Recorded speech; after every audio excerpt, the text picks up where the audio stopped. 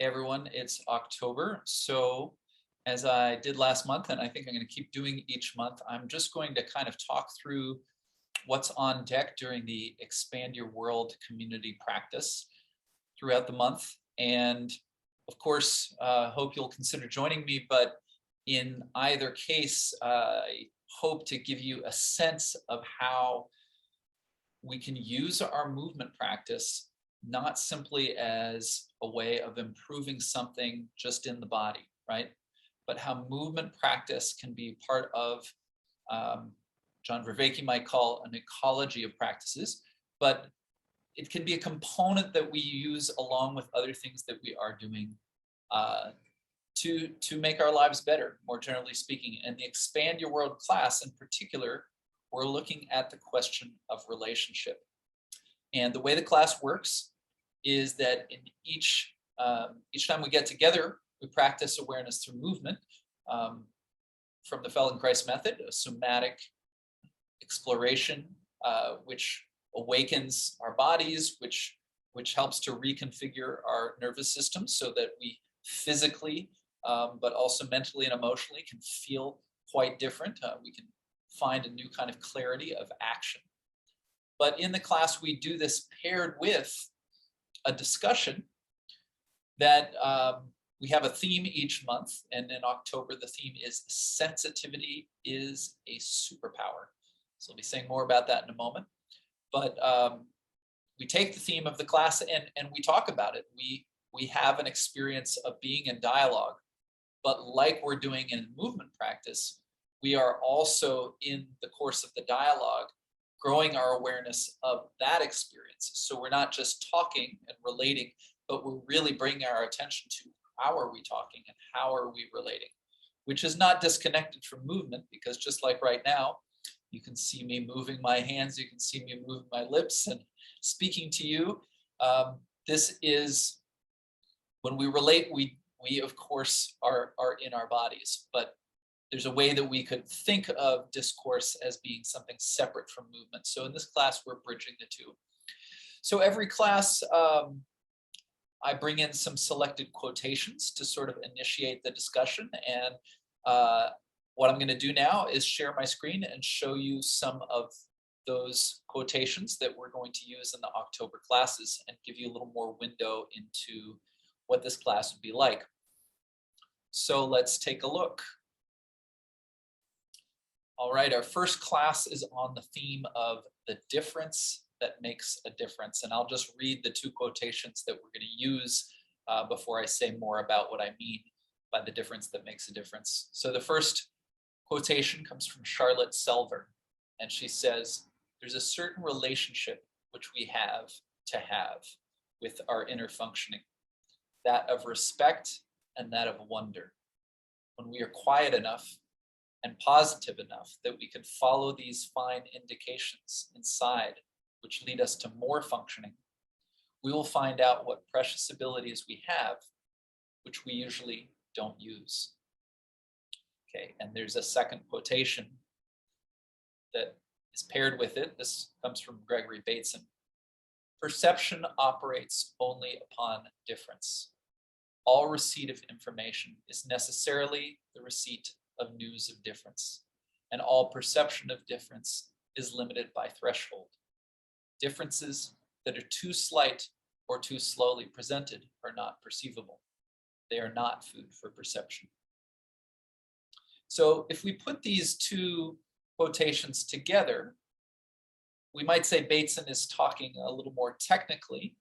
He's saying, how does perception work? It operates only upon difference. And so, in other words, we have to notice that two things are not quite the same. We notice a difference. The receipt of information is necessarily the receipt of news of difference. And then he's saying, look, if it's too small, you're not going to notice it. If it's happening too slow, you're not going to notice it. But if we use that skill and then we look at what Charlotte Selver was saying, she was talking about how we can relate to our inner experience in a particular way. And she talks about having respect and wonder for our inner experience. And you might talk about how is it that you're going to pick up on these tiny, tiny little differences that Bateson was discussing? Well, if you have enough wonder about yourself, maybe you can slow down enough to do that. If you get, as she says, quiet enough and positive enough, then you can follow those fine indications. And those little subtleties, they are what lead us to, as she says, more functioning. It leads us to function better. So this is the first class in this series on sensitivity as a superpower, right? Well, you might have had the experience of being very sensitive to something that other people around you weren't so sensitive to. And it could have even felt like a liability, like, hey, why are you so sensitive to that? Or you're being hypersensitive, like you should just relax. But it could be a different way. You could be the only person among a group of friends, let's say, who notices something that turns out to be important for everyone. And you're pointing it out, and then other people are noticing because you noticed first, and they're thanking you for the insight. In any case, we're all sensitive to particular things, right? But and that relates to what we do, right? If you're a school teacher, maybe you're sensitive to looking out into the class and seeing the faces of the students and kind of having a sense of who's engaged or who isn't. If you're a musician, you have a particular feel for your instrument, and you have a kind of a sensitivity there. But there are certain sensitivities that we all need, just in terms of our own self-regulation and in terms of how we relate to each other. So in this first class, the movement exploration that we're going to do is going to be looking at very small movements to find out how little movement can we begin to feel internally that something has shifted. And we'll begin to just see how fine we can tune our attention to the sensations in our body. And what we'll get to is how having that self-attunement and being able to feel more subtle things, to be able to feel with more specificity, how that can then help us pick up on things in other people. Because of course, when we relate to each other, I never know exactly how you feel, but I know that I feel particular things with you that maybe give me a sense of how you might feel. And so I'm always feeling into myself when I'm with you. And that's part of that process of relationship. So let's look at where we'll go after that first class. The idea there was the difference that makes a difference. And the second class in the series, it's a 4-class series, will be on October 13. And the question is inhibition and excitation.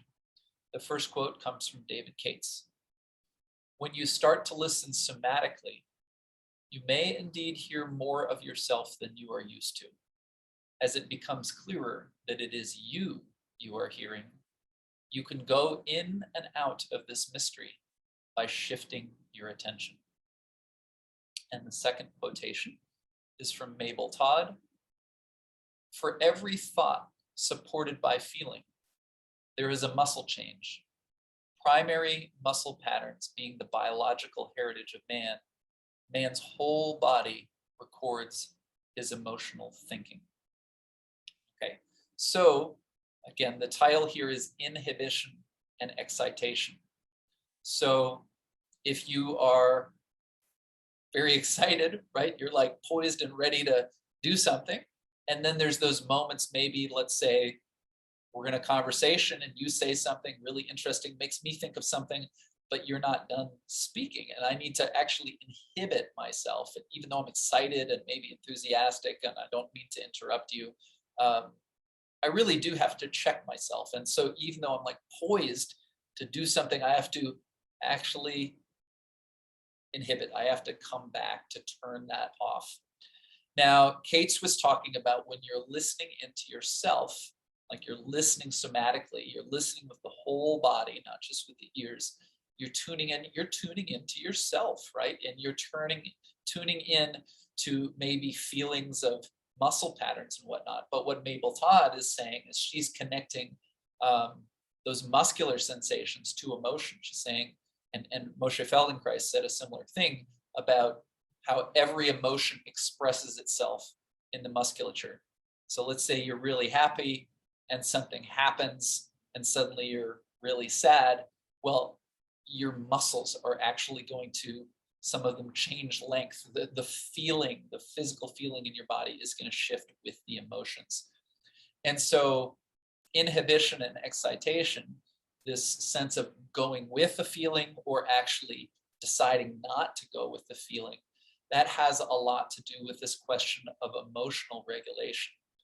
And again, to sort of complete the loop, emotional regulation has something to do with regulating our sense of ready to use the muscles, ready to do or to not do, right? Sometimes we feel an emotion that makes us want to do a particular thing, and maybe now is not the time or place. It's not appropriate to do that thing. We need to inhibit. And so we know those people who seem to not be able to control their emotions, and sometimes we wish they could be a little more inhibited, right? Then, of course, there's those times where it's perfectly healthy and desirable to let the emotions come out. But so this is the kind of sensitivity and the kind of superpower with our sensitivity that we're cultivating in the second class. And again, what we'll look at there in terms of the movement is we're going to be noticing how moving one part of the body can begin to, just because everything's connected, it can begin to suggest that other parts of the body respond in certain ways. And we all have a particular pattern that's going to seem natural to us. But then there's other movements we might want to make that require a different kind of coordination than what we would seem to naturally want to do. And in those occasions, we're going to have to inhibit what seems like the primary pattern that's on the surface. And we're going to have to discover how to create a new pattern. So inhibiting the sort of habit is kind of baked into doing something new.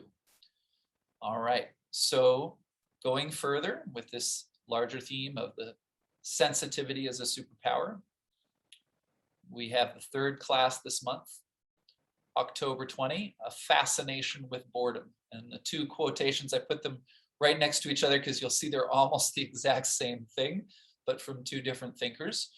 First, John Cage says, if something is boring after 2 minutes, try it for 4. If still boring, then 8, then 16, then 32. Eventually, one discovers that it is not boring at all. And Moshe Feldenkrais once said, do it slowly, slowly, so slowly that it will be boring. When you begin to become bored, you will find that it really is not so boring.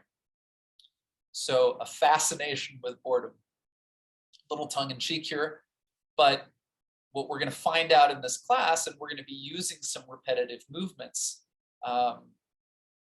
yet what we'll discover is the more that we work with this particular movement, we're going to be doing something simple just with one hand to begin, but eventually, if we continue to do the same thing, but listen more deeply and listen in different ways, we're going to be able to discover that a single movement of the hand can reverberate through the entire body. And this is something that could show up in many arenas of life. A thing that feels repetitive, it feels like it doesn't change, it's just the same, and it's just the same. A certain response we'd have to that is just to kind of like want to fall asleep, or to not pay attention, or to let me move on to something else that's more dynamic. And yet there is something that might be unfolding very slowly, or there might be layers upon layers of what the thing is, which we can't experience if we only hang out for a short amount of time and we kind of like say, oh, that's boring to me, nothing's changed. Both Cage and Feldenkrais are saying, if you hang out with what you think is boring, you're going to find out it's not boring at all. But you're going to have to open your perspective and maybe open your sort of container of time to be willing to be patient and hang out for a longer period of time in order to see things that you couldn't see otherwise. And this kind of harkens back to the thing that Gregory Bateson was saying in his quotation about some differences we don't notice if something happens too slowly. But of course, it's only too slow if it's too slow for us. If we slow ourselves down, we can pay attention to something that's slowly unfolding. And you can just think about how maybe you're with someone who really needs to be listened to, and they have a kind of a long story, and maybe they have a way of talking that seems a bit slow moving, and yet they are going somewhere. Can you be with that person? Can you hang out with them? Can you take what initially feels boring and sink in deeper until you find a fascination with what really is, and then in that way be able to meet that person and hold them in the space that they're in and the tempo of movement and thinking that they are in, and potentially you get to a place that you couldn't get to without having that patience that allows boredom to turn into fascination. Okay, so it's a 4-class series. Let's look at the very last class in the series, and that is on October 27th. The theme is the art of asking questions. First, a quotation from Paul Tillich. Being human means asking the questions of one's own being and living under the impact of the answers given to this question. And conversely, being human means receiving answers to the questions of one's own being and asking questions under the impact of the answers. And again, from Moshe Feldenkrais, he once said, to learn, we need time, attention, and discrimination. To discriminate, we must sense. This means that in order to learn, we must sharpen our powers of sensing. And if we try to do most things by sheer force, we shall achieve precisely the opposite of what we need. Okay, so the art of asking questions. Tillich is talking about learning processes in terms of asking questions and receiving answers, and then receiving those answers that impel new questions. And maybe there's a sort of a, you could read into that and say that the answers to the questions often only lead to more questions. Feldenkrais is talking about, again, the sort of theme of the whole month, the importance of being able to sense in order to learn. And he talks about not having a sort of a drive, like a forceful needing to get somewhere. And that's often the kind of feeling when we're really wanting the right answer. I want the right answer right now. But if we can be more of the mind that what Tillich was pointing to, that we know that the answers are just going to lead to more questions, maybe we can be in a place where it's easier to sense, it's easier to actually let learning happen. There's an unfolding that maybe never ends, but we're not trying to force it to come to an end.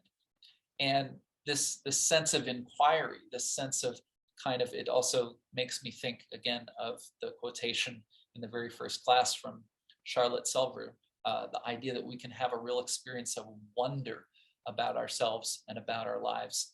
And in that class, as we're always doing really in all of the classes, we use awareness through movement.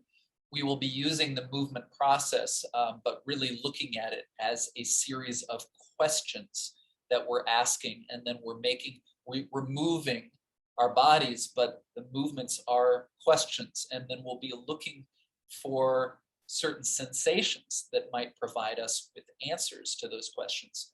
But then again, those answers might just lead to new questions. So this is kind of one way of talking about how the process, the practice of awareness through movement often unfolds.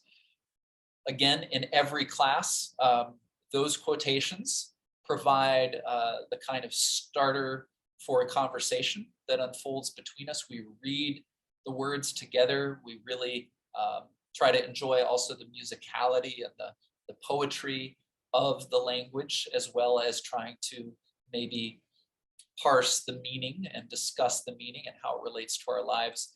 Then we move, and when we come back to those words after having the movement experience, I've been giving you little suggestions of what those movement experiences would be like. Then when we come back, we talk again, but maybe we've been asking questions with our body for the last hour, and then we come back to discussing what does it mean to engage in the art of asking questions, and the way we relate and the things we have to say, or the way that what other people say is resonating with us. Maybe all of that feels a little different because we've also included our body into the inquiry. And so that's what's on offer this month in the Expand Your World Community Practice class, where we combine awareness through movement and this way of being together, which I like to think of as embodied dialogue.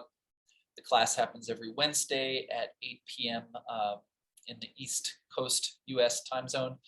And there's a link below this video that you can follow to find out where you can register and join in the class, which I hope you'll consider doing. But either way, I hope my talking through the October Expand Your World class has also just given you a sense of how, if you have a movement practice, there is no need to separate it from the other things you do, or just to think of it as something in the body or related to improving movement. But rather, we can use our movement as a metaphor for the other questions that are important to our lives. And in particular, in Expand Your World, we are focused on what can we do to learn how to show up together with other people, such that we can experience more richness in our relationships. All right, so I think I'll wrap it up here, but if you have any questions or comments, please leave those below the video. And if you want to find out more, again, follow the link. And it would be great to see you in Expand Your World class on Wednesday nights. All right, take care.